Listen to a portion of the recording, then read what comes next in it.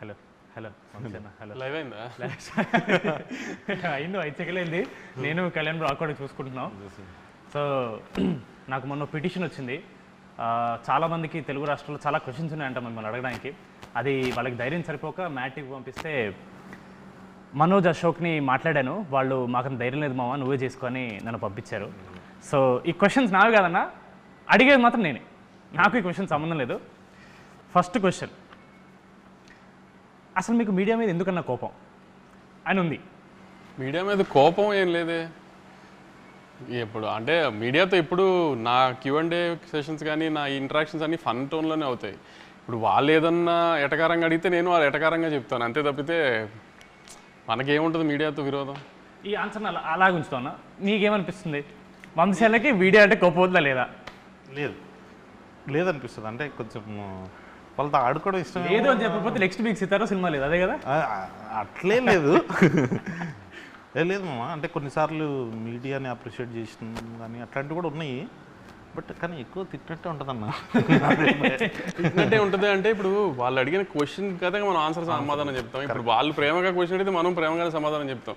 వాళ్ళు ఏదన్నా వెరైటీగా అడిగారు అనుకో, మనం అలా వెరైటీగా చెప్పకపోతే అనవసరంగా మనం వాళ్ళకి దొరికినట్టు అవుతుంది. ఇది నా క్వశ్చన్ కూడా అన్న, చాలా పర్సనల్ ఇంట్రెస్ట్ ఉంది. మొన్న బోనీ బాబాయ్తో ఏదో ఇన్సిడెంట్ ఒకటి జరిగింది. ఒక ఇంటర్వ్యూలో మీరు ఆయన్ని ఇలా డిస్రెస్పెక్ట్ఫుల్గా మాడారని ఇలా చాలామంది చెప్తున్నారు. అసలు అక్కడ ఏం జరిగింది? అసలు అది ఏం జరిగిందని పక్కన పెట్టు, జాన్వీ కపూర్ లాంటి కూతుర్ని కానీ ఆయనతో ఎవడన్నా గొడవ పెట్టుకుంటాడా? అసలు ఎవడన్నా గొడవ పెట్టుకుని కానీ ఆయన ఏమన్నా అంటాం కానీ జరుగుతుందా? అది కూడా ఆలోచించకుండా, ఆ కామన్ సెన్స్ లేకుండా మీడియాలో అందరూ నేను బోనీ కపూర్ గారిని డిస్రెస్పెక్ట్ చేశాను అంటున్నారు. అసలు కామన్ సెన్స్ మిగతా ఇష్యూ అంతా పక్కన పెట్టు, జాన్వీ కపూర్ లాంటి అమ్మాయిని ఫాదర్ ఆయన ఎవడన్నా డిస్రెస్పెక్ట్ చేస్తాడో చెప్పు. ఇంకా అర్థమైంది నీకు ఆన్సర్, ఇంకా దానికంటే ఏముంటుంది? కరెక్ట్, చాలా వ్యాలిడ్. కానీ ఒకటైతే నిజమన్నా, ఆ ఇన్సిడెంట్ జరిగిన తర్వాత బాలీవుడ్ మీడియా వాళ్ళు మీ గురించి చాలా నెగిటివ్ అన్నా సరే, తెలుగు రాష్ట్రాలు మిమ్మల్ని రేంజ్లో పొగిడారన్నా. ఇదైతే నేను అబ్జర్వ్ చేశాను. అప్పుడు మీడియాతో పాజిటివ్, అప్పుడు మీడియాతో పాజిటివ్ అయింది. అది అలా ఇవాళ ఆల్సరని చాలా మంది వెళ్ళారు. అదే ఒక పాజిటివ్ తీసుకుందాం మనం. మామూలుగా మీకు ఇప్పుడు సప్తసాగర్ దాచేలో లాంటి సాడ్ సినిమాలు నచ్చమంటారు కదన్నా, అది ఎందుకు నచ్చవు మీకు? నాది ఒకటే ప్రిన్సిపల్, లైఫ్లో ప్రతివాడికి చాలా కష్టాలు ఉంటాయి కదా. వాడి పర్సనల్ లైఫ్లో కష్టాలు లేవు అని చెప్తే మనం అది కష్టాలు లేవు అని ఏదైనా మనిషి చెప్తే ఇంకా దేవుడి కింద లెక్క ఆయన. అలాంటి దేవుళ్ళని కొంచెం పక్కన తీసి పెడితే ఎవరికైనా లైఫ్లో ఉన్న ప్రాబ్లమ్స్ ఉంటాయి, అందరికీ అవి ఉంటాయి. కాబట్టి ఆ ప్రాబ్లమ్స్ని మర్చిపోవడానికి ఒక 2 hours థియేటర్లోకి వస్తాం. థియేటర్లోకి వచ్చినప్పుడు మాక్సిమం నవ్వించడమో, లేకపోతే పెద్ద హీరో సినిమా తీసినప్పుడు ఆ హైస్ ఇవ్వడమోతో ఉంటే వాళ్ళు సాటిస్ఫై అవుతారు కదా. వాళ్ళని లోపలికి పిలుచుకుని కూడా మన కష్టాలు చెప్పి వాళ్ళు ఏడిపించడం ఎందుకు అన్న ఉద్దేశం, అంతే తప్పితే అవి నచ్చవు అంటే ఆ ఉద్దేశంలో నచ్చవు. అలా చూసుకుంటే Jersey cinema is not all entertainment comedy ఉండే సినిమా కాదు. It is the heart hitting story of a failed man, a failed cricketer. ఆ లెక్కను చూసుకుంటే even that is a story about a sad man. Sad man కాదు, the way we ended గౌతమ్కి Jersey cinema కూడా ఇది నన్ను చాలామంది నేను సప్తసాగర్ గురించి అడిగినప్పుడు అన్నారు, జెర్సీ ఎలా ఎండ్ చేసామంటే సన్ వచ్చి ఫాదర్ గురించి మాట్లాడుతున్నప్పుడు నేను చాలా ప్రౌడ్గా చెప్తున్నాను మా నాన్న గురించి. మా నాన్న ఫైట్ చేస్తూ హెల్త్ ఇష్యూ వల్ల ఇలా జరిగింది మా నాన్నకి, అంతే తప్పితే మా నాన్నకి అలా జరిగిందని నేను ఎప్పుడు బాధపడలేదు. మా నాన్న ఫైట్ చేస్తూ ఇది చేసాడు, అలా ఒక ప్రౌడ్ మూమెంట్లో హ్యాపీ ఎండింగ్ చేసాం మనం దానేమో ఒక ఫెయిల్డ్ క్రికెటర్ లాగా, ఒక సక్సెస్ఫుల్ క్రికెటర్ లాగా ఇండియన్ టీమ్కి సెలెక్ట్ అయిన ఒక సక్సెస్ఫుల్ క్రికెటర్ స్టోరీ లాగానే ప్రొజెక్ట్ చేసి ఎండ్ చేసాం దాన్ని ఒక హ్యాపీ ఎండింగ్తో. సో ఆ హైతోనే బయటకు వస్తారన్న ఆడియన్స్, బాధతో కాకుండా. ఇప్పుడు అదే ఈ మధ్య చాలా ఫేమస్ అయింది, మీరు స్టోరీలో లాజిక్స్ ఇలాంటి లాంటివి అవసరం లేదు అంటారు కదా. అంటే మీరు జనరల్లీ ఏ సినిమా మీ దగ్గరకు వచ్చినా, ఏ స్టోరీ వచ్చినా సరే మీరు అలాగే ఆలోచిస్తారా? లేదా మళ్ళీ ఇది ఒక పెద్ద హీరో సినిమా కాబట్టి కొంచెం జాగ్రత్తగా ఉండాలి, లేదా కొత్త యూత్ సినిమా కాబట్టి ఎక్కువ వరి అవ్వక్కర్లేదు అనే పాయింట్ ఆఫ్ వ్యూ ఏమైనా ఉంటుందా? ఇప్పుడు మ్యాడ్ తీస్తున్నామా, లక్కీ భాస్కర్ తీస్తున్నామా అనేది నాకు తెలుసు కదా. ఇప్పుడు లక్కీ భాస్కర్ సినిమాలో ఇప్పుడు స్టోరీ ఏంటి, ట్విస్ట్లు ఎలా రివీల్ అవుతున్నాయి, ఆ సస్పెన్స్ రన్ అవుతుందా లేదా, కాన్ సినిమా తీస్తున్నప్పుడు లాజిక్స్ అన్ని కరెక్ట్గా ఉన్నాయి లేదా, సినిమాటిక్ లిబర్టీస్ తీస్తున్నామా లేదా, అవన్నీ ప్రాపర్గా చూసుకుంటాం. అదే మ్యాడ్ స్క్వేర్ తీస్తున్నప్పుడు అంటే ఇప్పుడు మనం సస్పెన్స్ థ్రిల్లర్ సినిమా తీయట్లేదు, మనం రివీల్ చేసిన పర్లా, ఇప్పుడు ఒక ఫన్ టోన్ సినిమా తీస్తున్నాం, ఒక లాజికల్ అవసరం లేదు. ఇప్పుడు ముగ్గురు కుర్రాళ్ళు నవ్వించారా లేదా అనేది ప్రయారిటీ మనం ఆ సినిమా తీస్తుంది దానికి. ఇప్పుడు ఈ సినిమాలో కూడా ముగ్గురు ఇంజనీరింగ్, ఇప్పుడు నేను ఇంజనీరింగ్ చదువుకుని బాగుపడింది ఏం లేదు, ఇంజనీరింగ్ సంబంధించిన ఉద్యోగం నేను పెద్ద చేసింది ఏం లేదు. సో అలా నాతో పాటు ఒక ముగ్గురు కుర్రోళ్ళు ఇంజనీరింగ్ చేసి ఎందుకు పనికిరాని ముగ్గురు కుర్రోళ్ళు వాళ్ళ ఫ్రెండ్ పెళ్ళికి వెళ్ళి వాడి జీవితంతో ఎలా ఆడుకున్నారు, అక్కడి నుంచి టైంపాస్కి 4 అబ్బాయిలు కలిసి గోవా వెళ్తే ఏం చేస్తారు, గోవా వెళ్ళినప్పుడు సినిమా కాబట్టి ఎంతసేపు వాళ్ళు గోవాలో చేసి చూపించకుండా ఒక చిన్న చూపించాలి కాబట్టి ఒక చిన్న క్రైమ్ యాంగిల్ పెట్టాం. మళ్ళీ క్రైమ్ యాంగిల్ పెట్టాము కదా, నా క్రైమ్ యాంగిల్ ఏంటి సిల్లీగా ఉంది ఇది ఏదైనా రేపు రివ్యూలు రాయడానికి కూడా లేదు. నేనే చెప్తున్నా క్రైమ్ యాంగిల్ చాలా సిల్లీగా ఉంటుంది, అది కూడా కామెడీ కోసం పెట్టిన క్రైమ్ యాంగిలే. కథ ఒక లేయర్ ఉండాలి కాబట్టి క్రైమ్ యాంగిల్ పెట్టాం, అది సిల్లీగానే ఉంటుంది. దానికి కూడా లాజిక్ లేతికి అదేంటి స్ట్రెంత్ లేదు క్రైమ్ యాంగిల్లో, లేకపోతే వెనకాల డెప్త్ లేదు. డెప్త్ లేదు. ఒక 4 కుర్రాళ్ళు గోవా వెళ్ళి టైంపాస్ చేసి ఎంజాయ్ చేస్తూ చేసిన ఫన్నుని నెక్స్ట్ హై యాంగిల్లో తీసుకెళ్ళి ఒక హై ఎండ్లో చిన్న క్రైమ్ యాంగిల్ పెట్టి దాన్ని ఫన్ టోన్ చేసాం వీళ్ళంతో పాటు ఈసారి ఎలా చేశారని. ప్లస్ ఎప్పుడు మ్యాడ్ది ఒక విషయం చెప్దాం అనుకున్నాను నేను. యాక్చువల్లీ ఒక 4 అబ్బాయిలు అంటే ఫన్ యూత్ సినిమా అంటే అమ్మాయిలతో కలిపి అమ్మాయిల మీద కామెడీ లేకపోతే అమ్మాయిలతో చేసే అన్నీ చూస్తున్నాం కదా. ఇది మ్యాడ్ స్క్వేర్ ఎలాంటి సినిమా అంటే ఎక్కువ ఒక జనరల్గా మనం ఒక 4 అబ్బాయిలు ఉంటేనే ఎక్కువ టైంపాస్ అవుతుంది మనకి బేసిక్గా కూడా. సరే గ్యాంగ్లో అమ్మాయి ఉన్నా లేకపోయినా లవర్ అనే యాంగిల్ పక్కన పెడితే ఒక 4 అబ్బాయిలు కూర్చుంటే ఎక్కువ టైంపాస్ చేస్తారు. ప్లస్ స్ట్రెస్ రిలీఫ్ కూడా చాలా 4 అబ్బాయిలు కూర్చొని మాట్లాడుకుంటే ఫ్రెండ్స్ అంతా. అలానే ఒక 4 అబ్బాయిలు ఎంత ఫన్ చేశారు, ఆ 4 అబ్బాయిలు చేసిన ఫన్ ఎంత బాగుంటుంది అనేది ఒక ప్రాపర్ కామెడీ ఫిల్మ్ తీసాం మనం. సో ఇట్లాంటి సినిమాలకు లాజిక్లు ఎతికితే కూడా ప్రాబ్లం అవుతుంది. ఇప్పుడు ఏంటి కళ్యాణ్ నా పెట్టిన క్రైమ్ యాంగిల్ ఏంటి అంత సిల్లీగా ఉందని నేనే అన్నాను అనుకో, అన్న మనం ఏమైనా ఓషన్స్ లెవెన్ తీస్తున్నాం అన్న అని అడిగాడు. క్రికెట్ ఆడడానికి గ్రౌండ్ కావాలంతే. అదే ఇంకో క్వశ్చన్ ఉంది. ఇప్పుడు వంశీ అన్న ఒక ప్రొడ్యూసర్ పాయింట్ ఆఫ్ వ్యూ చెప్పారు, ఆయన్ని ఇబ్బంది పెడుతున్నా కానీ మిమ్మల్ని కూడా ఇబ్బంది పెడతా. వంశీ అన్న is producing film, he's clear, ఈ సినిమాని నేను ఇలా ప్రొజెక్ట్ చేస్తానని వంశీ అన్న క్లియర్ ఉంది. But as a writer director మనకి ఎప్పుడు ఒక రైటర్ డైరెక్టర్ అరే కథ లేదు అంటే లోపల ఆబ్వియస్లీ నేను ఇంత రాశాను కదా ఫీలింగ్ ఉంటుంది. మీ పాయింట్ ఆఫ్ వ్యూ ఏంటి? ఇప్పుడు సినిమాలో కథ రాసావా కళ్యాణ్? కామెడీ రాసావా కథ రాసావా? కామెడీ అంటే ఇప్పుడు అన్న చెప్పినట్టు అదే అన్న మన క్రికెట్ ఆడడానికి గ్రౌండ్ కావాలంతే, ఆ గ్రౌండే స్టోరీ. బట్ కాకపోతే మామ నాకేమనిపించింది అంటే కథ దాని గురించి మనం పెట్టాలి అని అంటే ఇప్పుడు ప్రతి ఒక్క సీన్ లీడ్ చేసి దానికి ఏదో ఒక స్టోరీ ఉంటుంది. ఇప్పుడు అన్న ఇందాక స్టోరీ చెప్పినట్టు 3 ఫ్రెండ్స్ వచ్చారు, పెళ్ళికి వచ్చారు, అక్కడ నుంచి వెళ్ళారు, దేంట్లో ఇరుక్కున్నారు, బయట పడ్డారు. So Jathiratnalu similar kind of కథే, డీజేటీలో సిమిలర్ కైండ్ ఆఫ్ కథే. కాకపోతే మన దాంట్లో యూనిక్నెస్ ఏంటంటే బెస్ట్ ఫ్రెండ్స్, వాళ్ళ ఫ్రెండ్స్ గుర్తొస్తారు, అరే ఏంద్రా ఇల్లు ఇంత చిల్లర నా కొడుకులు అని చెప్పి వాళ్ళు కాసేపు నవ్వుకోవాలి, ఎంజాయ్ చేయాలి. ఇప్పుడు చిల్లర నా కొడుకులు అన్నాడు కదా, నేను అంటే బాగుండదేమో అని నేను ఆగాను. కానీ అంటే ఒక 3 చిల్లర ఎదవలు చేసే అంటే ఇప్పుడు బేసిక్గా ఎవరిలో అయినా చిల్లర ఎదవ ఉంటాడు. అందరూ పాష్గా లేకపోతే డిగ్నిఫైడ్గా గోవా వెళ్ళి డిగ్నిఫైడ్గా ఉండడానికి గోవా వెళ్ళక్కర్లేదు కదా. ఇప్పుడు గోవానో బ్యాంకాక్ వెళ్ళి డిగ్నిఫైడ్గా ఉన్నాం అంటే వినటానికి కూడా అసహ్యంగా ఉంటుంది, చెప్పిన వాళ్ళు కూడా నమ్మరు. సో ఆ సెన్స్లో వాళ్ళు చేసిన ఫన్ చూడటానికి రావాలంతే. ఇప్పుడు మనం కొన్ని రియల్ లైఫ్లో ఉంటాయి కానీ అని మనం చెప్పుకుని 4 ఫ్రెండ్స్ మధ్యలో జరుగుతాయి కానీ మనం బయటికి చెప్పుకోలేము. అట్లాంటి కొన్ని 4 ఫ్రెండ్స్ మధ్యలో జరిగే కామెడీలు ఇవన్నీ అంటే గోవా వెళ్ళిందంటే ప్రతిోడు ఎంజాయ్ చేసేస్తాడు, అమ్మాయిలు ఇది ఏదైనా ఒక ఫీలింగ్లో ఉంటారు కదా ఫ్యామిలీస్ కానీ పేరెంట్స్ కానీ. అంత అలాంటిది ఏ ఉండదు అక్కడ జరిగి చేసేదే చచ్చేదేం లేదు అన్న ఫన్ యాంగిల్ కొంచెం లార్జర్ ఆడియన్స్కి చూపిస్తానికి ఒక ప్లాట్ఫామ్గా వాడే మ్యాచ్ స్క్వేర్ని. అది ఇప్పుడు మనకు తెలిసిందే ఎప్పటి నుంచో జరుగుతున్న the greatest war is between producers and reviewers. The greatest war. నచ్చకపోతే చాలా హార్ష్గా ఇస్తారు, నచ్చితే మాత్రం డెఫినెట్లీ మ్యాడ్ వన్ని చాలా పుష్ చేశారు రివ్యూవర్స్ అండ్ మీడియా వాళ్ళు. బట్ ఒకే ఎక్స్పెక్టేషన్తో వస్తున్న సినిమా మ్యాడ్ 2 కాబట్టి దిస్ ఆల్వేస్ కొంచెం టెన్షన్ ఉంటుంది. ఫస్ట్ టైం కూడా మనం ఇంత టెన్షన్ పడలేదు, సెకండ్ టైం చాలా ఎక్కువ ఎక్స్పెక్ట్ చేస్తున్నారు కాబట్టి మనం ఎంత ఇచ్చినా చాలా టైమ్స్ 2-3 రివ్యూవర్స్ అరేం ఎక్స్పెక్ట్ చేసిన దానికి లేదు అని చెప్పి టొమాటోలు ఇవ్వడమో లేదా ఈ టీ కప్పులు పలకొట్టడం ఇలాంటివి జరుగుతున్నాయి. మరి మీకు ఏమన్నా అసలు వరి ఉందా ఈ రివ్యూవర్స్ ఇలా తక్కువ ఇస్తే ఏంటి పరిస్థితి, దానివల్ల మళ్ళీ ఏమన్నా నంబర్స్ ఎఫెక్ట్ అవుతాయని? నెంబర్స్ రివ్యూస్ ఇవన్నీ అది నెవర్ ఎండింగ్ టాపిక్లే. అది రిలేషన్ ఉంటుందని కొంతమంది, రిలేషన్ ఉండదని కొంతమంది, అది నెవర్ ఎండింగ్ టాపిక్. దానికి ఏమీ అనాలిసిస్ లేదు, ప్రూఫ్ లేదు, ఎవరి అనాలిసిస్ ఏం లేదు. కానీ మ్యాడ్ స్క్వేర్ని రివ్యూ చేయడానికి నేను వాళ్ళని రిక్వెస్ట్ చేసేది ఒకటే, నవ్వు వచ్చిందా లేదా. మీకు నవ్వు వస్తే మంచి రివ్యూ వేయండి, నవ్వు రాలేదంటే మంచి రివ్యూ వేయకండి. అంతవరకు నేనే చెప్తున్నా.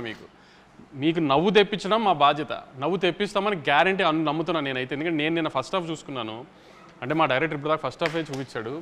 అంటే సెకండ్ హాఫ్ ముక్కలుగా చూస్తాం వేరే షూటింగ్ టైం నుంచి, ఒక ఫ్లోలో ఫస్ట్ హాఫే చూపించాడు. ఇంకా ఫస్ట్ హాఫ్ నేనే, నీకు తెలిసి ఉంటుంది కదా పెళ్లి ఎపిసోడ్లో కింద పడి దొరికి నవ్వాను నేను. అసలు ఏం సౌండ్లు ఏం లేకుండా మామూలుగా నాకు అంత ఈజీగా నవ్వే వచ్చి సావదు. అలాంటిది నాకు నవీన్కి అసలు ఒక 30 minutes ఊపిరి అందలేదు నవ్వి. సో అలా నవ్వుతామని గ్యారంటీ నేను ఇస్తా, గ్యారంటీ నవ్విస్తామని. అంతే తప్పితే ఇంకా మిగతా మీరు వాళ్ళ రివ్యూస్లో వాళ్ళకు ఒక తూకం వేసుకుని కథ ఇలా ఉండాలి, స్క్రీన్ ప్లే ఇలా ఉండాలి, లేకపోతే ప్రొడక్షన్స్ ఇలా ఉండాలి, క్వాలిటీస్ ఇలా ఉండాలి, అలాంటివి వేస్తే నాకు నేనేం గ్యారంటీ చెప్పలేను. కానీ మీ ఎక్స్పెక్టేషన్స్ రీచ్ అవుతుందో లేదో. మ్యాడ్ తీసింది మనం ఆ రోజు కూడా అదే చెప్పాం, మేము నవ్విస్తాం థియేటర్కి రండి అని. మ్యాడ్ స్క్వేర్ కూడా అదే చెప్తున్నాం, మేము చాలా బాగా నవ్విస్తాం, థియేటర్కి వచ్చి just have fun and go. అది నేను గ్యారంటీ ఇస్తున్నా. సమ్మర్లో పిల్లలందరికీ ఎగ్జామ్స్ అయిపోయిన తర్వాత హ్యాపీగా ఫ్రెండ్స్ అందరూ కలిసి సినిమాకి వచ్చి నవ్వుకుని వెళ్ళండి. అది నేను గ్యారంటీ ఇస్తున్నాను. మీకు బాగా నవ్వు వస్తే మంచి రివ్యూ వేయండి, మీకు అంతగా నవ్వు రాలేదంటే అప్పుడు మీ ఇష్టం వచ్చిన రివ్యూ మీరు వేయండి. లేకపోతే లాస్ట్ టైం లాగా నవ్వు రాకపోతే ఈ క్వశ్చన్ అడుగుతున్నాను. లాస్ట్ టైం అంటే మ్యాడ్ 1 మనకు చాలా కాన్ఫిడెన్స్ ఉంది, మీరు ఎంత కాన్ఫిడెంట్ చూపించడానికి ప్రెస్ మీట్లో డబ్బులు రిఫండ్ చేస్తున్నారు. మనం మ్యాడ్ 2కి చేసినప్పుడు ఏమనలేదు, దాని మీద చాలామంది అదేంటి వంశీ గారు ఏమనలేదు, సార్ భయపడుతున్నారా, ఇలాంటివన్నీ వచ్చాయి. ఎందుకు ఏమనలేదు? మీరు అనడం వల్ల ఏమైనా ఇంపాక్ట్ ఉంటుందా, అనకపోవడం వల్ల ఏమైనా ఉంటుందా? అనకపోవటం మూలాన అంటం మూలాన ఇంపాక్ట్ ఉంటుందో లేదు, కానీ ఆ రోజున you're all new boys, new director, I was making a small film. I wanted to project in that way that I made a very good small film అని జనానికి చెప్పడానికి. అంటే నేను సినిమా చూసుకున్నాను, నాకు బాగా తెలుసు సినిమా గురించి. సో మనం అనుకున్నది సినిమా గురించి జనానికి కన్వే చేయడానికి నేను ఒక సినిమా తీశాను. నవ్వు వచ్చే సినిమా, మీకు గ్యారంటీగా నవ్వు వస్తుంది, దయచేసి సినిమా చూడండి, మీకు నవ్వు రాకపోతే నేను డబ్బులు వెనక్కి ఇస్తానని చెప్పా. ఇప్పుడు జనంని నాకు నువ్వు అన్నట్టు జనమే ఒక నవ్వు కామెడీ సినిమాని నమ్మి ఆ నమ్మకంతో వస్తున్నారు. ఆ నమ్మకాన్ని గ్యారంటీ నిలబెట్టుకుంటాము. లేదంటే మీకు ఎలాగో నన్ను ట్విట్టర్లో తిట్టడం బాగా అలవాటు, ఈసారి మళ్ళీ ఇంకొక డోస్ పెంచి తిడుతురు కానీ అంతే తప్పితే. కానీ మీరు డిసప్పాయింట్ అయ్యే సమస్య లేదు. నవ్వటానికి థియేటర్కి రండి, హ్యాపీగా నవ్వి పంపిస్తాము, గ్యారంటీగా నవ్వించి పంపిస్తాము. లేదంటే యాస్టీస్ మీరు అన్న ట్విట్టర్లో ఎప్పుడైనా తిట్టుకోవచ్చు. వంశీనే కదా మిమ్మల్ని కొంచెం గ్రిల్ చేద్దామని. మామూలుగా బయట మన ప్రెస్ మీట్ చూసినా చాలామంది ఇలా టాక్ ఉంది, కళ్యాణ్ శంకర్ కాంపౌండ్ అంటే సితారానే, దాన్ని బయట సినిమాలు చేయడు అని బయట టాక్ వస్తుంది. దానికి మీ రిప్లై? బయట మాట్లాడదామా? లేదు, అన్నతో కంఫర్ట్గా ఉంటుంది, ఏది కావాలంటే అది ఇచ్చేస్తాడు, చేసుకోమంటాడు, తర్వాత తిడతారన్న మళ్ళీ కాన్ఫిడెంట్గా చెప్పేసి అన్నను అడుగుతా. అంటే అన్నను అడిగినా చిన్నబాబు సార్ ఉంటారు కదా అక్కడ, పెద్ద బాస్, బిగ్ బాస్ ఉంటారు, ఆయన డిసైడ్ చేస్తారు నెక్స్ట్ ఏం చేయాలి ఏంటంటే. కంఫర్టబుల్గా ఉంది మామ, అంటే ఏం కావాలంటే చేయొచ్చు అన్నప్పుడు. సితారా అంటే ఎక్కువ మీ పేరు పడుతుంది, బట్ ఈవెన్ చిన్నబాబు గారు is one of the backbones for Sitara, just like for Haarika Hassine. ఒక స్టోరీ వచ్చి ఒకవేళ అది మీకు నచ్చి సార్కి నచ్చపోయినా, సార్కి నచ్చి మీకు నచ్చపోయినా, ఆ ఫైనల్ డెసిషన్ అనేది ఎవరు తీసుకుంటారు, లేదా మీరిద్దరు ఎలా డిస్కస్ చేసుకుంటారు? ఒక స్టోరీని వచ్చినప్పుడు మీరు కాల్ చేసి ఇలా బాబాయ్ ఇలా స్టోరీ వచ్చింది బాగుంది అని అలా డిస్కషన్ ఏం జరుగుతుంటుందా? అంటే ఎప్పుడంతే, ఇప్పుడు కళ్యాణ్ ఫస్ట్ వచ్చి కలిసినప్పుడు వేరే కథ చెప్పాడు, సినిమా కథ, అది తీద్దాం అనుకున్నాం, అది కొంచెం డిలే అయిందని.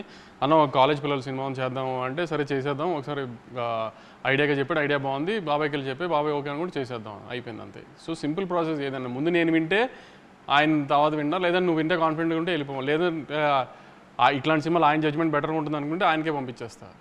సో ఆయనే ముందు డెసిషన్ తీసేసుకుంటారు తీసుకుందామా లేదా అని. ఒకవేళ డిసగ్రిమెంట్ అయితే ఆపిన సినిమాలు కూడా ఉన్నాయి. ఓకే, ఇప్పుడు ఫస్ట్ టిల్లు వచ్చింది, దాంతో టిల్లు స్క్వేర్ అని ఈ సీక్వెల్స్కి కొత్త టైటిల్ లాగా టిల్లు 2 కాకుండా టిల్లు స్క్వేర్ అని కొత్త ఒక ఐడియా వచ్చింది. దాని తర్వాత we followed the same sentiment for mad square. ఇప్పుడు కింగ్డమ్ బయట టాక్ నడుస్తుంది 2 parts అని. ఒకవేళ సెకండ్ పార్ట్ వస్తే కింగ్డమ్ స్క్వేర్ అని పెడతారా? కింగ్డమ్ అది రూమర్ కాదు, అది యాక్చువల్లీ కథే 2 parts కథ. అది అలా సెకండ్ పార్ట్ తీయాలి అని ఈ కథను పెంచి ఫస్ట్ పార్ట్ చేసింది కాదు. ఇక్కడ దాకా నాకు గౌతమ్ చెప్పింది మనం తీసిన సినిమా పార్ట్ 1 అండి, ఇక్కడ దాకా ఈ కథ, దాని తర్వాత పార్ట్ 2 అని దాని స్క్రీన్ ప్లే వేరు ఉందండి ఇది అని చెప్పాడు క్లియర్గా. సో అది స్క్వేర్ పెడదామా కింగ్డమ్ 2 పెడదామా ఏంటి అనేది దాని రిజల్ట్ రేంజ్ చూసి దాన్ని బట్టి డిసైడ్ చేస్తాం. మనం సితారా పేజ్లో ఏ పోస్ట్ వచ్చినా సరే 100 పోస్టుల్లో 90 పోస్టులో వీడియో 12 వీడియోలు ఉంటాయి. అది చూసినప్పుడు మీకు ఏమన్నా ప్రెషర్ అనిపిస్తుందా అన్న? ఇప్పుడు మీరు సినిమా చూసారు ఇప్పటి వరకు చేసింది? చూసి ఎలా ఉందో అది? నాకు అడిగావు కదా కథలో లాజిక్లు కావాలి, ఇది అని లాజిక్లు, స్క్రీన్ ప్లేలు, గ్రాండియర్, యాక్షన్, ఇట్లా ఒక టిక్ బాక్సెస్ ఉంటాయి కదా రివ్యూవర్స్కి కానీ ఆడియన్స్కి కానీ ఒక ఇది అని. అట్లాంటి టిక్ బాక్స్లు ఎన్ని పెట్టుకున్నా కింగ్డమ్కి టిక్ చేస్తాం. అట్లాంటి సినిమా నుంచి అవి ఎక్స్పెక్ట్ చేయండి, ఇట్లాంటి సినిమా నుంచి కామెడీ సినిమా కామెడీ ఎక్స్పెక్ట్ చేయండి, లాజిక్లు వద్దు, కథలు వద్దు. సో డిఫరెన్స్ ఉంటుంది కదా అలాంటివి కావాలి. అలాంటి రోస్టింగ్ నన్ను చేయాలనుకున్నా, డైరెక్టర్ని చేయాలనుకున్నా, కథల గురించి, స్క్రీన్ ప్లే గురించి డౌట్స్ అవన్నీ మేతట్టేది పెట్టుకున్నాం. మీరు ఎన్ని రకాల డౌట్స్ పెట్టుకుని వచ్చినా, ఎన్ని రకాలుగా మమ్మల్ని రోస్ట్ చేద్దామని వచ్చినా దొరకకున్నట్టుగా తీసాం ఆ సినిమాని. అంత హైలో ఉంటుంది ఆ సినిమా. సో అట్లాంటి డిస్కషన్స్ అప్పుడు పెట్టుకోవచ్చు. ఇప్పుడైతే నవ్వుకుంటానికి రండి, నవ్వించి పంపించే గ్యారంటీ మాది అది షార్ట్గా చెప్తున్నాం మళ్ళీ. అది సితారలో వంశీ గారు ఇలా పర్టికులర్గా ఓన్లీ పెద్ద హీరోలతో చేస్తారనే క్లియర్గా మిత్ బ్రేక్ అయిపోయింది. కొత్త కొత్త హీరోలు వస్తున్నారు, కొత్త కొత్త హీరోయిన్స్ వస్తున్నారు, డైరెక్టర్స్ వస్తున్నారు. ఇప్పుడు నాగవంశీ అనే అతను does he work on combinations or does he work on కథ నమ్మితే వెళ్ళిపోవడమా, లేదా కాంబినేషన్ వర్కౌట్ అవుతుంది నమ్మి వెళ్ళిపోతారా సితారా? కొన్ని మాస్ పెద్ద కమర్షియల్ హీరోల్ది వీ ట్రస్ట్ ద కాంబినేషన్స్. దాని తర్వాత ఏదన్నా కంటెంట్ని నమ్ముకుని వెళ్ళటమే. ఈ లాస్ట్ 2 yearsలో అన్ని కంటెంట్ నమ్ముకుని వెళ్ళినాయే కదా అన్నీ.